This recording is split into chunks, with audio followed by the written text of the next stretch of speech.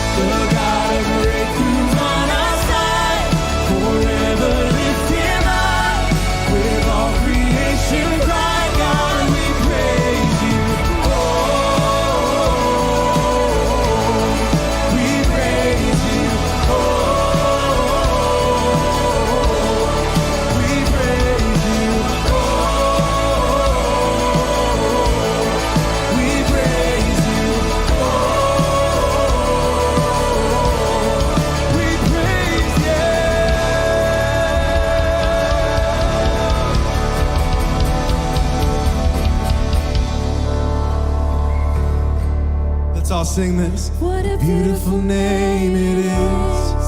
What a beautiful name it is. The name of Jesus Christ, my King. Come on. What a beautiful name it is. Nothing compares to this. What a beautiful name it is.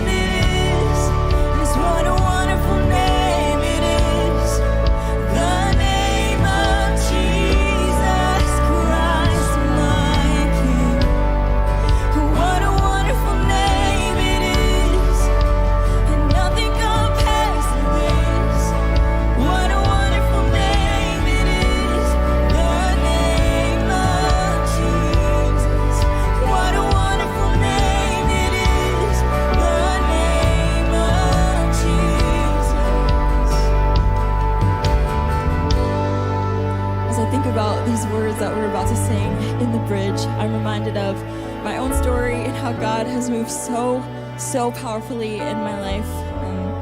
I grew up in a household that didn't have two parents. I've struggled with depression since I was age 12.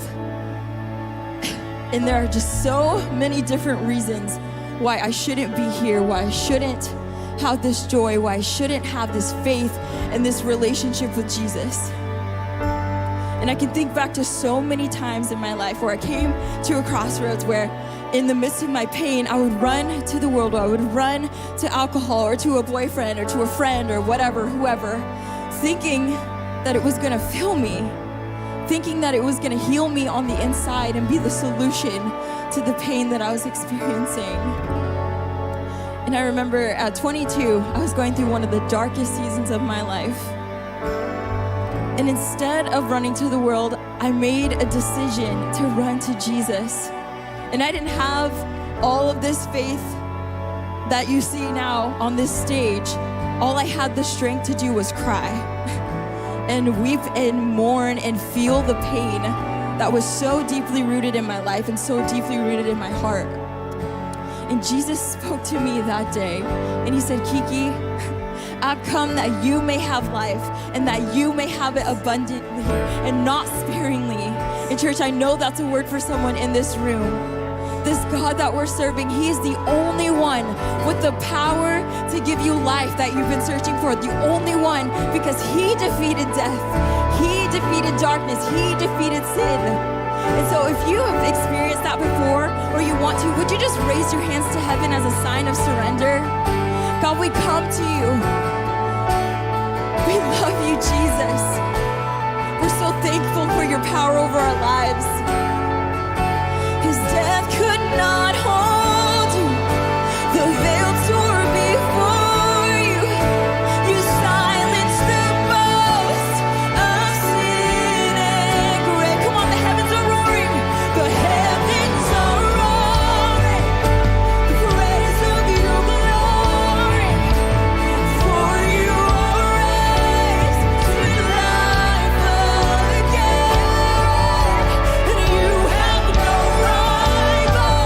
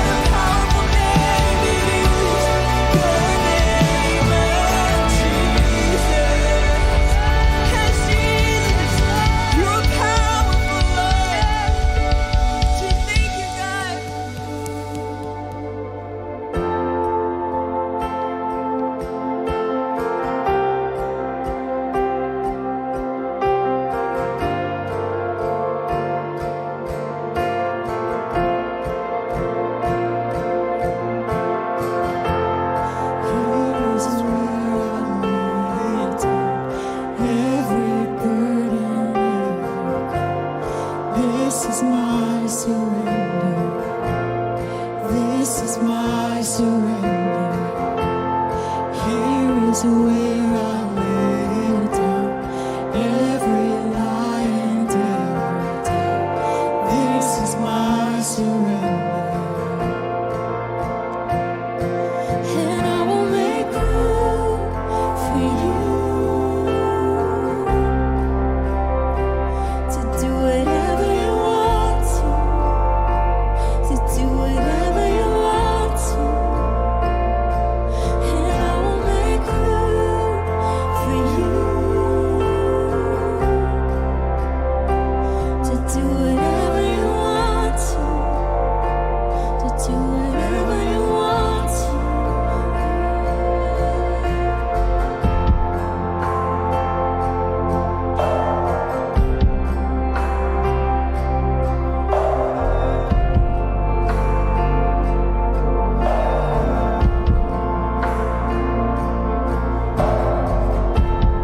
Here's where I lay down every burden, every crown.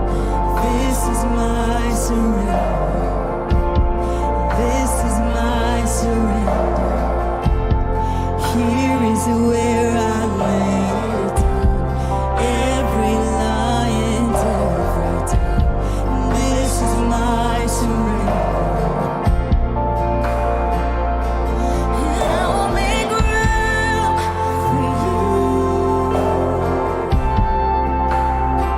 to do whatever you want, to do whatever you want. And I will make room for you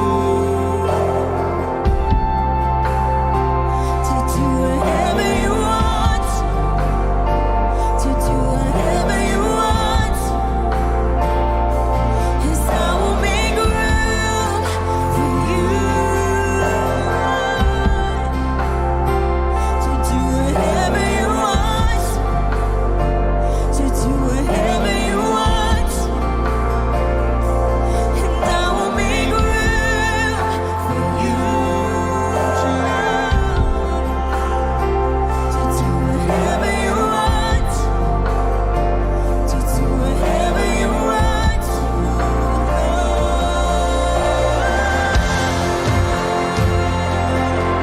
Come and have your way. We surrender, Jesus. We surrender.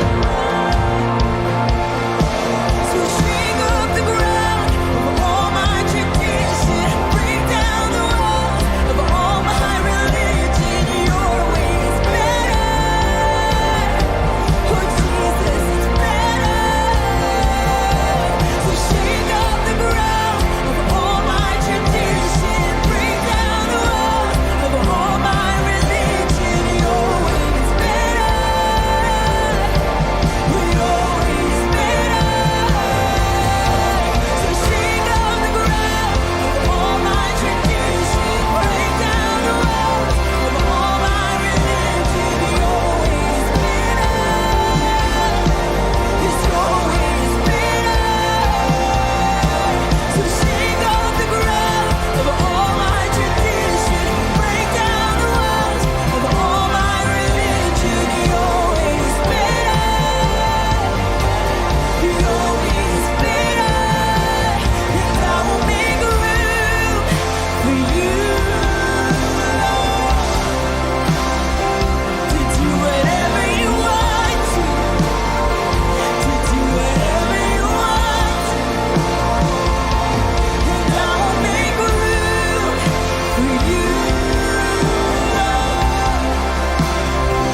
to do whatever you want, to do whatever you want to.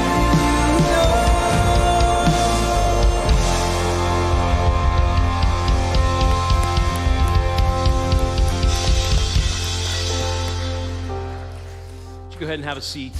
Boy, we are so glad to see you. Welcome to Northshore Community Church. My name is Jonathan Wolfgang. I'm part of the team here, and thank you for spending part of this Thanksgiving weekend with us, whether you're here on our Kirkland campus or if you're joining us at Northshore online. Thrilled to have you guys with us and to see you as well. You know, I know this is one of those weeks for some people. This is just your favorite week of the year. Your heart is still full from the chance to spend extra time with family and all those people around this week. And I also know, on the flip side, this can be a real challenging week for a lot of people. Maybe for the very same reason, because you had extra time with family. I don't know. Or maybe this is just a season that stirs things up. It's a complicated time for a lot of different people, but I am so glad you're here. And if you aren't already, I think you'll be glad once you walk out of here today for the experience that we have together, to just be reminded of the bigger picture and the hope that we can have as we walk through this life in a relationship with God. So thank you for being here.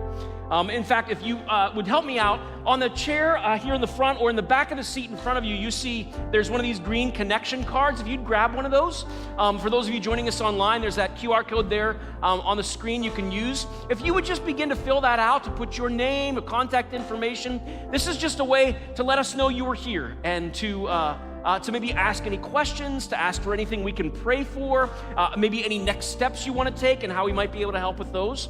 And you can fill those out. And those of you who are here on campus, you can drop those off later on. But if you're brand new to Northshore, we'd ask you to stop by that guest services area, drop off this card. They have a little early Christmas gift they'd love to give you just to say thanks for coming and to answer any questions you might have as well. So take advantage of that. Now, speaking of early Christmas gifts, I know it's not that far away. It sort of hit me this past week with Thanksgiving. Christmas is less than a month away, friends. It is coming fast. Hard to believe. And while we're talking about things that are hard to believe, we have not had a Christmas Eve service here on our Kirkland campus since Christmas of 2019. Is that crazy to think about? But this year, we are finally going to be back together. We are so excited, and we absolutely, that's what we're celebrating right by itself. And we have great stuff planned. I mean, all the things you think about around Christmas. We'll be lighting candles. We'll be drinking hot chocolate. We've got a string quartet that's going to be here as part of the beautiful music of the season. We've got a number of other surprises that I won't tell you about, but you do not want to miss, so make sure you're here for that. But we've been working hard for this not to just be a Christmas experience, but to be a real experience of the joy and the peace and the hope of this season. Because no matter how you see Christmas, I think every human being alive could use a little more joy and a little more peace and a little more hope this season. And so I hope you're already praying and thinking about who you're going to be inviting to come to one of our 3 identical services on Christmas Eve. It'll be a great time, and you will not want to miss it. So be sure to be part of that as it's coming close. Now, there are other things that are happening before that we're just as excited about, and to let you know about them, take a look at the screen.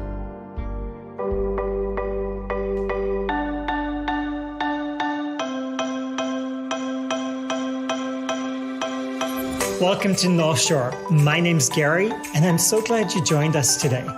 We know that Jesus can change everything for anyone, including you.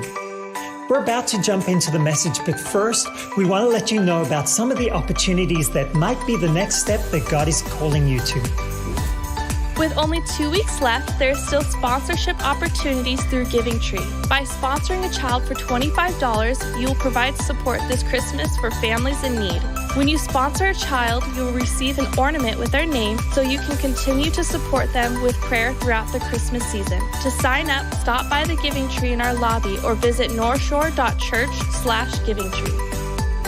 Coming up on December 5th is our Kids Christmas Jam during our 9 and 10:30 a.m. services. Kids are invited to wear their favorite Christmas sweater and join us as we get ready for Christmas. There will be games, treats, and an opportunity to meet a real reindeer along with other fun Christmas surprises. There are so many opportunities to grow in your faith beyond Sundays at Northshore. So head on over to our website at northshore.church and follow us on social media to find even more ways to get connected. Now, let's get ready for the message. Thanks for joining us. Well, hey everybody. Welcome to Northshore. My name is Scotty Scruggs. I'm the pastor here, and I'm really glad that you're here this weekend, whether you're in this room with us today or if you're joining us online. We're excited that you're joining us wherever you're joining us from. And as you just heard in that video, we're in our final week of what we call Giving Tree. And we've had a great start so far. Just so you know, over 1,000 kids have been sponsored so far, which is amazing.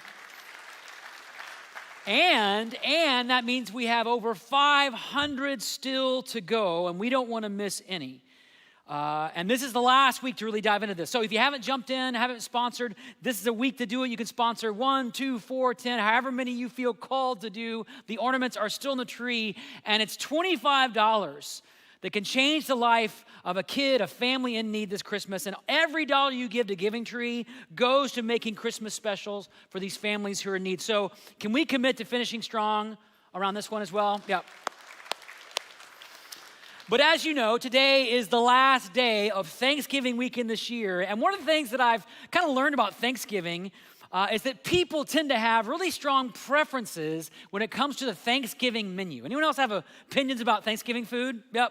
So I thought we could have a little fun with this and just kind of have a little poll to figure out where everybody stands when it comes to Thanksgiving dinner. So you can just raise your hand when I ask the question, or you can actually type in the comments online as well. But question, how many of you are team turkey? Raise your hand.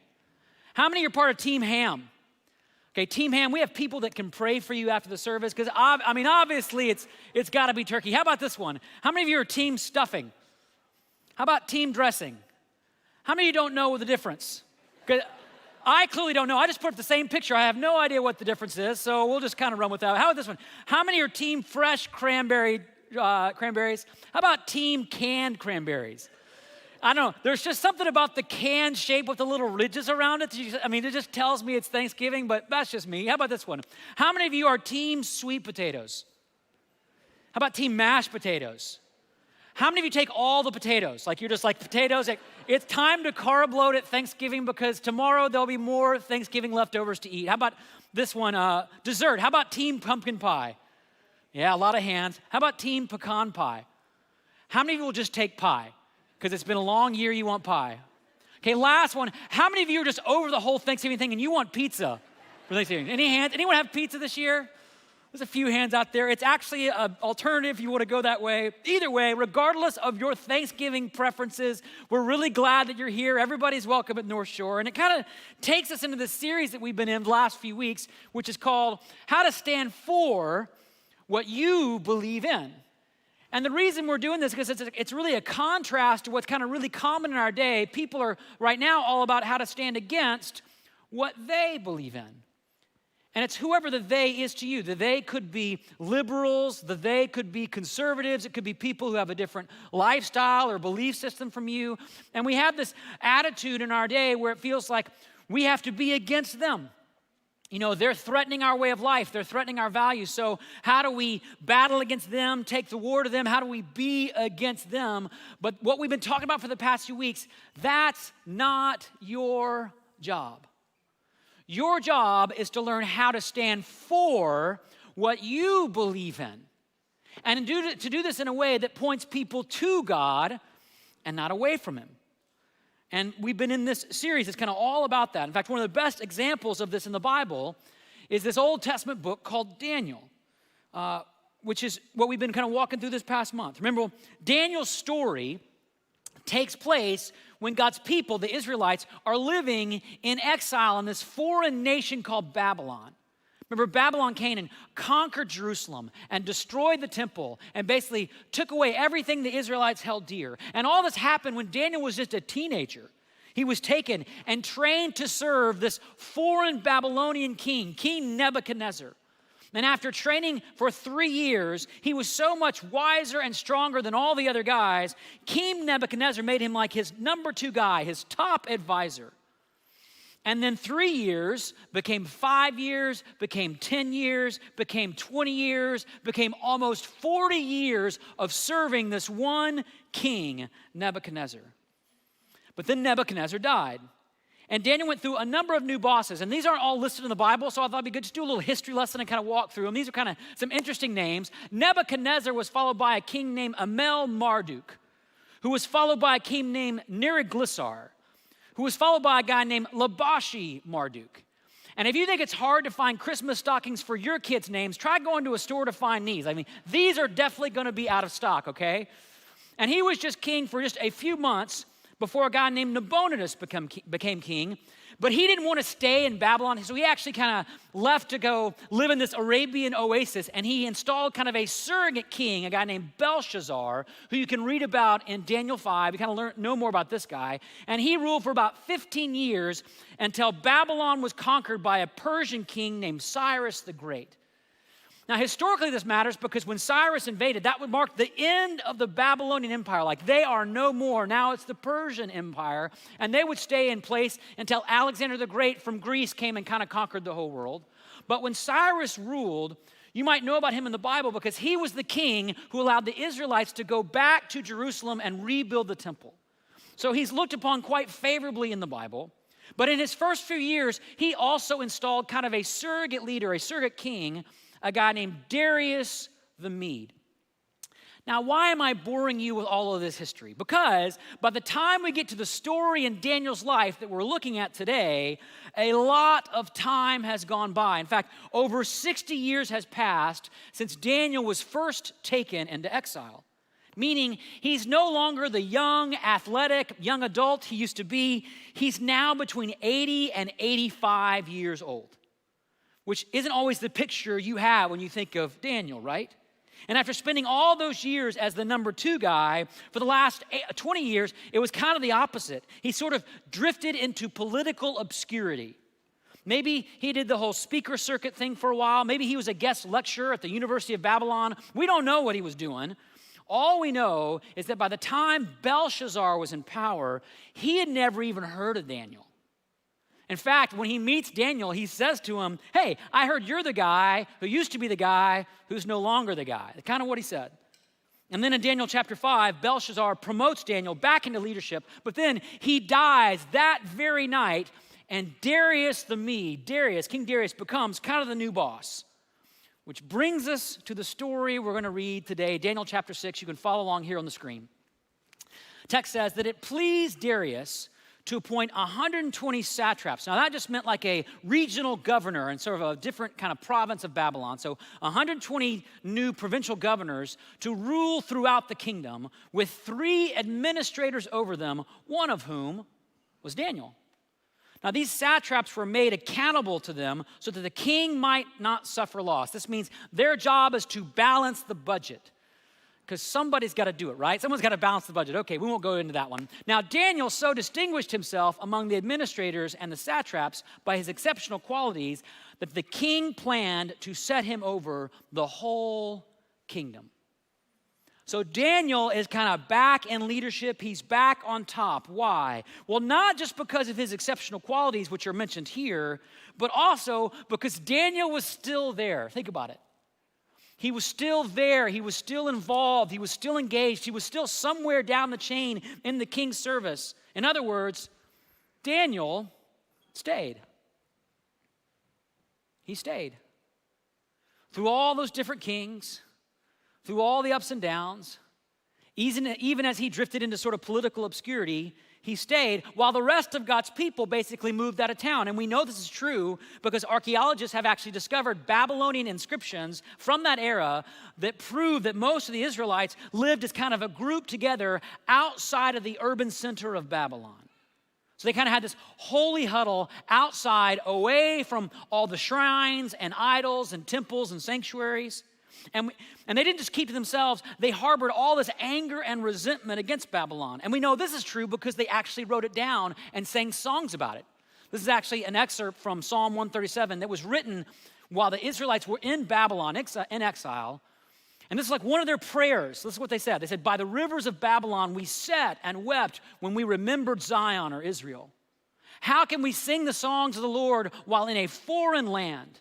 Daughter Babylon, doomed to destruction. Happy is the one who repays you according to what you have done to us. Happy is the one who seizes your infants and dashes them against the rocks. I mean, this is in the Bible. This is how angry, how bitter, how resentful they were. And it's why they tried to live and do life as far away from Babylon or the urban center of Babylon as they could. And here's why this matters. This matters because it's possible, even in our day, for the same sort of separatist, resentful spirit to emerge in God's people. I believe it's actually happening again in the church today. We're seeing a similar kind of bitterness and resentment, maybe not quite so raw as in this text, but a bitterness and separatism happening in the church today. People are saying, because I've heard these stories, I've had it with the politics, the school systems, the masks, the mandates, and so they leave. They leave their church. They leave their community. They move out of state even. I'm hearing stories like that. And let me just say, I get it, like at an emotional level, like I get it. I was actually just traveling in Phoenix a few weeks ago, and I thought to myself, wow, I could do ministry here. There's no masks, no mandates. It was like 90 degrees and sunny in November. Amen? It's like I could see myself, right? So I understand the temptation to want to get out. And just so you know, there are examples in church history of God's people pursuing holiness through what I would call a season of separation from the culture around them, like in a sincere way. Some of you know the historical examples like the Desert Fathers of the 3rd century, or the monastic movement in the Middle Ages, or the Puritans in early America. But I believe what we're seeing in the church today is different. I'm not seeing people who are passionately seeking a deeper form of holiness. I'm seeing a kind of newly formed religious separatism, which isn't just about separating from bad people. It's about separating from the people who haven't separated from the bad people. Do you see what I'm saying? It's Christians labeling and turning against other Christians, not over the claims of Jesus, but over politics and masks and mandates and stuff like that. And that's not how God calls his people to live. And I know because at the core of Daniel's story is this amazing, simple, often missed reality that Daniel stayed. Even when he got demoted, even when he lost his influence, even when Babylon kept acting like Babylon, he wasn't out there, out of the city with all the rest of the Israelites. He understood that transformation can't happen at a distance. You got to stay close. You got to lean in. You got to be involved. And you have to think of yourself not as a victim of the surrounding culture, but a witness to it, even when it's hard. And Daniel remained committed to that for over 60 years in Babylon until he was over 80 years old. He stayed. He stayed. And then when Darius came to power, it looked like, at least for a moment, like he was back on top. Things were turning around. Because see, like any new CEO, he's trying to fix the company problems. Darius does this kind of massive company-wide reorg. He appoints 120 new administrators, a management team of 3, and Daniel's going to be at the top. By the way, have any of you ever been part of like a company-wide reorg, maybe where you work? Yeah? They can be kind of messy, right? Some people get promoted, others get kind of bumped down. Some roles get eliminated altogether. So we shouldn't be surprised that some of the guys who get passed over for some of those promotions are a little jealous of Daniel. Let's look at what happens. The text says, at this reorg, the administrators and the satraps tried to find grounds for charges against Daniel in his conduct of government affairs, but they were unable to do so. They could find no corruption in him because he was trustworthy and neither corrupt nor negligent. And this means Daniel never compromised. He never traded his integrity to get one step up on the ladder. And these guys, they were looking. They checked his phone records, they checked his files, they checked his emails. They were looking for something, and they couldn't find anything. No corruption, no negligence, nothing, because Daniel stayed, and he never caved. He didn't just stay, he never caved. And just think about all the opportunities he would have had to make little, seemingly innocent or harmless compromises in his life. To say things like, I'll just not report that part of my income. It's just a little thing. I'll just kind of conceal that part of the truth. It's just a little thing. I'll just flirt a little bit with that married woman over there. It's just a little thing. But here's the thing about little things that I've learned. They're never just little things. Because, and many of you know this, every little compromise makes the next one easier and a bigger one look smaller, right? I mean, every little compromise in your life, it makes the next one seem easier to do and a bigger one look even smaller, like it's not a big deal. Tell one lie and the next one's a lot easier to tell. Gossip about one person and it's easier to jump into the next round. Kind of dabble with lust, and it's easy for that to become more of a pattern in your life. And then 20 years later, these little decisions have become massive problems. And some of you have experienced this very thing in your life, or maybe you're walking through it right now. But Daniel understood your choices matter more than your opinions. And it's so important in Babylon, where it feels so important to have the right opinion and broadcast the right opinion and post and share the right opinions. I mean, we are an opinion-obsessed world right now, where it feels so important to share the right opinion about politics or church or God or COVID or whatever. But did you know God doesn't really care that much about whether or not you have all the right opinions? God cares a lot more about whether or not you're becoming the right kind of person. And that's all about your choices. That's about what you do. That's about how you're allowing God's grace to work itself out in your everyday life. Your choices matter more than your opinions. And not only that, your integrity matters more than your influence. And it can be hard to believe this because we live, again, in an influencer-driven kind of world, don't we? Question for you. When the world around looks at the American church today, do you think they see a people who are hungry for holiness or people who are desperate for influence? Because I think we're becoming more and more desperate for influence and power, as if that's going to solve all the problems in our world. I have literally heard politicians tell audiences of Christians, your faith is being attacked, your values are being threatened, but if you vote for me, you will have power. And we fall for it. On both sides of the aisle. Here's the thing. Jesus never said, if you want to change the world, you should become an influencer. He said, if you want to change the world, love your neighbor. Forgive your enemies. Honor your spouse. Keep your commitments. Share your wealth.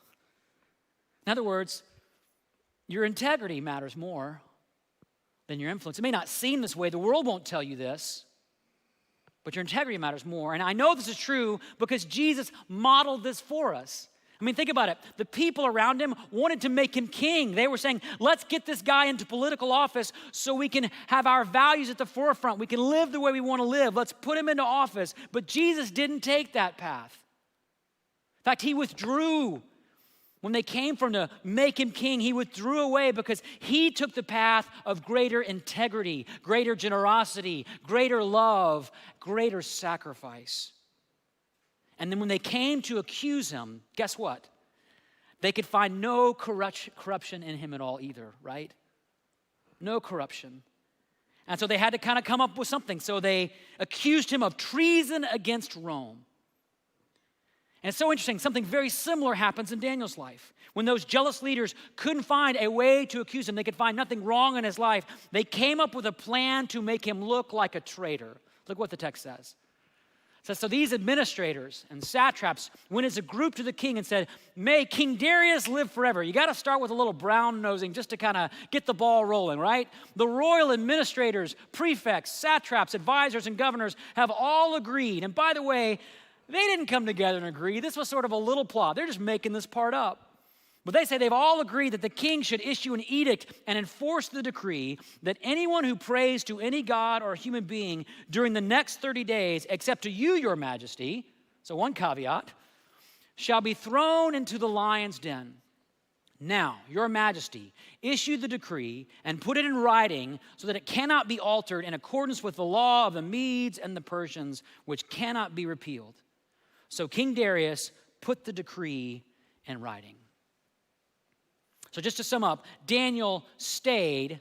He never caved. And I wish I could tell you that meant all of his problems went away, right? We would want this to be the third point, right? But it never happens that way. In fact, when you stand for what you believe in, when you stand for like what you believe in life, when you make Jesus a priority, sometimes you're going to end up with more problems, not less. And just so you know, other people aren't the problem here. The enemy, the devil, is the real problem here. The Apostle Paul says, our battle is not against flesh and blood, but against the spiritual forces of evil in the heavenly realms. You see, you have a spiritual enemy, and his goal is to get you to blend in or check out. And if you don't, he's going to come after you. Because, and you know this, if you choose to be faithful, you're going to be a target. When you choose to be faithful, you're going to be a target. The enemy will come at you with all sorts of schemes, whether it's obstacles at work or problems with family or financial challenges or sexual temptation, all to try to distract you or discourage you or derail you. And I'm telling you this because you need to know that it's coming. You need to know that this happens. And when it does, it's not because God wants you to suffer, it's because he wants you to matter. He actually wants you to live a life that counts. Now, just so you know, this doesn't mean we should go out and aim to be offensive so that people will oppose us. Some Christians will experience opposition not because they're faithful, but because they're arrogant or self-righteous or stuff like that. So just because you're being opposed doesn't automatically mean you're being faithful. But if you choose to be faithful, you're going to be a target. Just like Daniel was a target.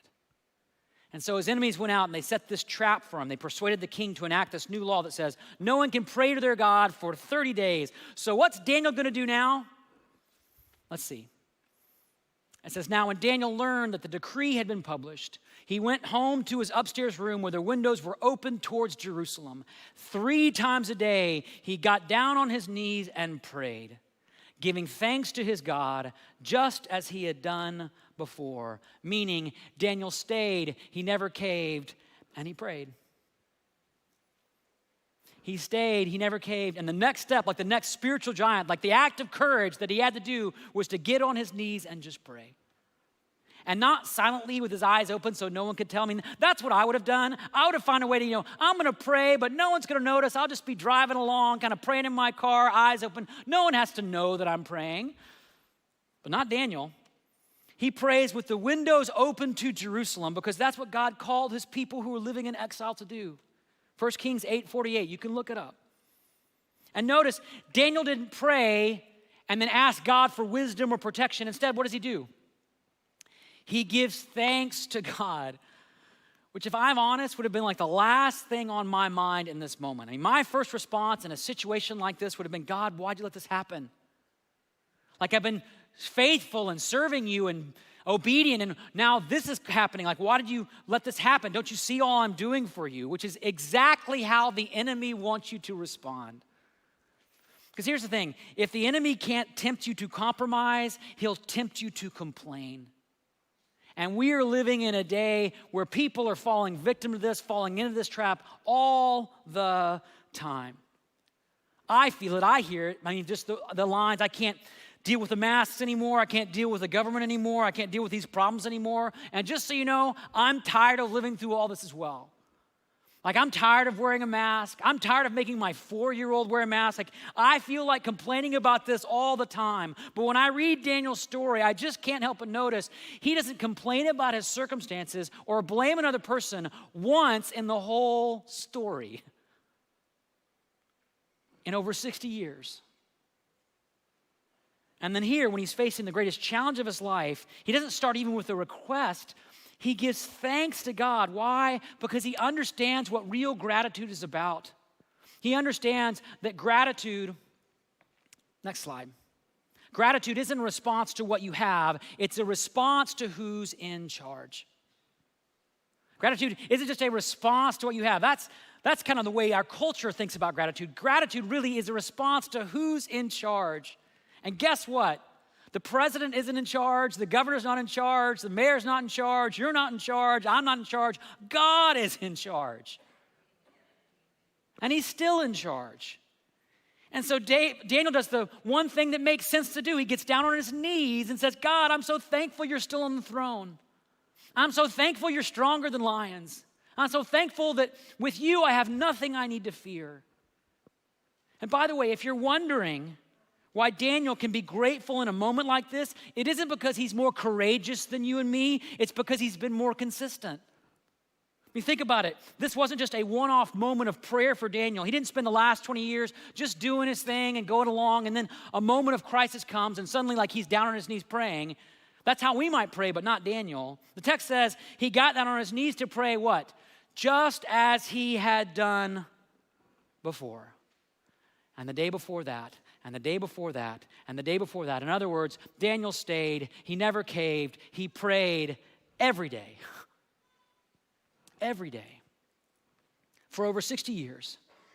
Through all the kings, through all the ups and downs, all the highs and lows. Daniel understood this really important truth that the courage to stand starts with the decision to kneel. The courage to stand in your life, whatever the moment may be, it starts with the decision to kneel. And not just once in a while or when life gets hard, but day after day, week after week, month after month, year after year, in this almost mundane routine, every day, I'm deciding to kneel. I'm grateful to God because He's still on the throne. There's a pastor and writer named Eugene Peterson who has a great phrase for this. He calls this kind of lifestyle a long obedience in the same direction. Isn't that great? A long obedience in the same direction. And he kind of writes about it. He says this. He says, millions of people make decisions for Christ, but there's a dreadful attrition rate. Many claim to have been born again, but the evidence for Christian discipleship is slim. There is a great market for religious experience in our world. There is little enthusiasm for the patient acquisition of virtue, little inclination to sign up for a long apprenticeship in what earlier generations of Christians called holiness. Why? Because we'd rather have powerful religious experiences. I know at times I would.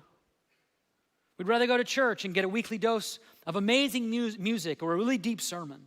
And there's nothing wrong with amazing music or a really deep sermon, but that's not what grows your faith. What grows your faith is trusting God every day in simple, mundane, ordinary, not impressive, not Instagrammable kind of ways. Like when you're short on cash, or when you're arguing with your spouse, or when you're dealing with chronic pain, or when your kids are driving you crazy, or when your in-laws are visiting for Thanksgiving. Long before Daniel ever faced the lions, he was faithful with the little stuff. He stayed, he never caved, and he prayed every day. And that brings us to the part of the story that many of you know so well. Even though the king didn't want to execute Daniel, the law was the law. And so the king gave the order, and they brought Daniel and threw him into the lion's den. And the king said to Daniel, "May your God, whom you serve continually." See, even the king knew this was a daily regiment for Daniel. May the God whom you serve continually rescue you.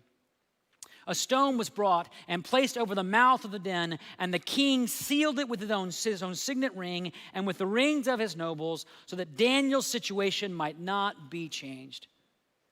At first light of dawn, the king got up and hurried to the lion's den. Where he came near the den, he called to Daniel in an anguished voice, "Daniel, servant of the living God, has your God, whom you serve continually," as if we had forgotten. This is the main point of the story. "Has your God, whom you serve continually, been able to rescue you from the lions?" And he didn't expect to hear a thing. People don't used to survive in a night with hungry lions. But he heard a voice. Daniel answered, "May the king live forever. My God sent his angel and shut the mouths of those lions. They have not hurt me because I was found innocent in his sight, nor have I ever done any wrong before you, your majesty." And the king was overjoyed and gave orders to lift Daniel out of the den. And when Daniel was lifted from that den, no wound was found on him because he trusted in his God. In other words, friends, God is faithful when you trust him. God is faithful when you trust him in your marriage and in your work and with your finances and with your family and with your career goals and in your dating life. God is faithful when you trust him. When you make that decision not to serve him periodically or occasionally or just on Sunday, but continually.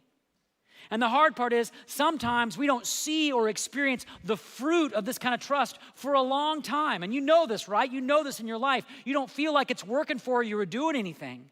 I mean, it wasn't until Daniel was over 80 years old and was suddenly thrown into crisis that he fully understood, oh, this is why I've been praying every day.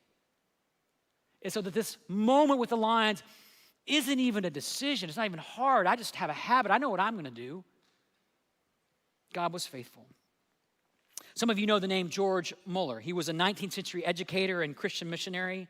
He cared for over 10,000 orphans in his lifetime and established 127 schools that impacted over 120,000 students. An amazing life.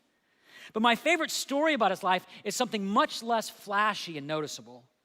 It's about when he decided, when he was about 40 years old, to pray for 5 of his friends, 5 close friends, that he wanted to come to know Jesus. So he made a decision that he was going to pray for each one of those 5 friends every single day. And at first, God was kind of moving. One of them came to know Jesus after just 1 year. And then another one came to know Jesus after 5 years. And then another one after 6 years. So things are kind of rolling and God's been faithful. But then there was kind of a dry spell. Not for a year or 5 years or 10 years, but for 52 years. But he kept praying every day up until the day he died when he was 92 years old. Still believing God would be faithful, even after not seeing any fruit, any evidence, any signs for 52 years. And guess what? God was faithful. How do I know? Because those other 2 friends came to know Jesus just a few months after he died. Because here's the thing, God is always faithful when we trust him. In those simple, everyday, ordinary ways. The question is, will you keep praying? Will you keep trusting even when you can't see it? Because when we trust God this way, it's not only that he grows our faith and gives us courage to face the lions, God can use that kind of faith. He can use that kind of courage in the lives of other people.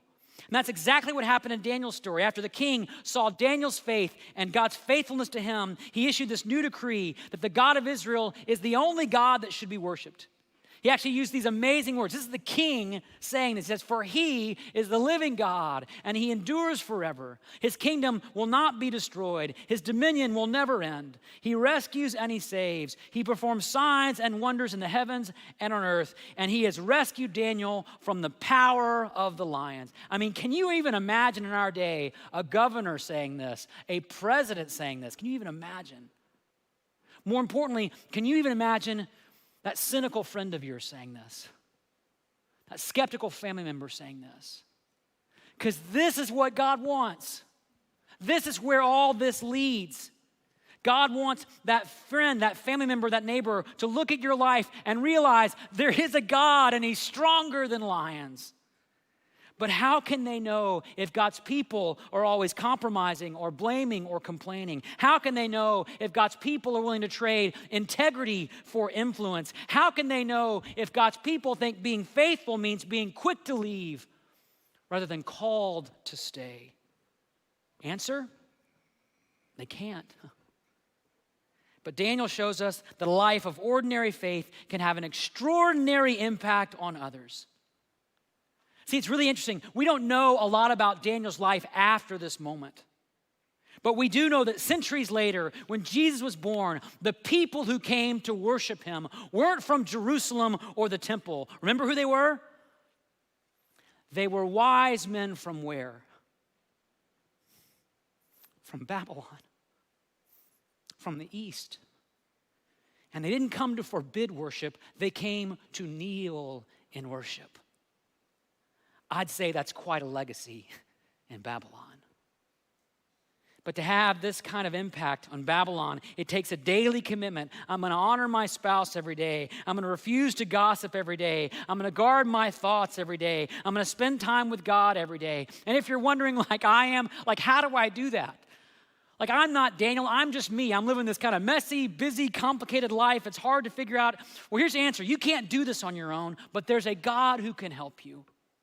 And he promises to deliver you and protect you and uphold you no matter what cave you may find yourself in. And that's really the take-home lesson of the book of Daniel, is that Daniel stayed. He never caved. He prayed every day until when? Until that stone was rolled away. That's the promise. And by the way, does this sound familiar to anyone else in the room?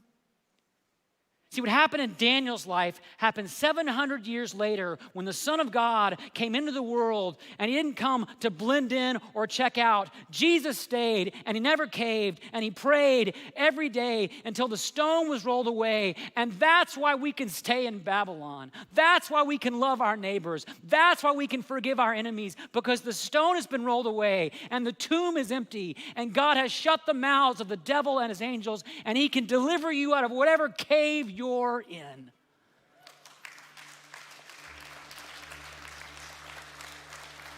But it starts with your decision today to stay and never cave and pray every day until your stone is rolled away. Because friends, that's how you stand for what you believe in. And so we're going to close by doing what Daniel did every single day. We're going to give thanks to God, not just for what we have, but for who is in charge. So would you pray with me? Jesus, the courage to stand starts with right now our decision to kneel, to come before you as the God who is still on the throne, even in Babylon. And regardless of whether we feel like we're on top of the world or we're lost in obscurity somewhere, you are in charge. The stone has been rolled away. The tomb is empty. You've conquered sin and death and the evil one. And you called us now to be on our knees, faithfully living out your life and your mission and your love and your generosity and your sacrifice to all who are in Babylon. And whether we see fruit from it today or whether it takes 52 years or more, we want to commit right now to stay and never cave and be on our knees every day, trusting you until that stone is rolled away again and you return and all is made right. And then we'll know for sure, then the world will know that you are a God who rescues and saves, that there's no other name like yours, Jesus. There's no power, there's no ruler, there's no kingdom like yours.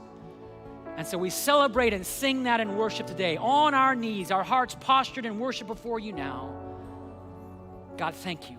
And we pray this in your name, and everybody said, amen.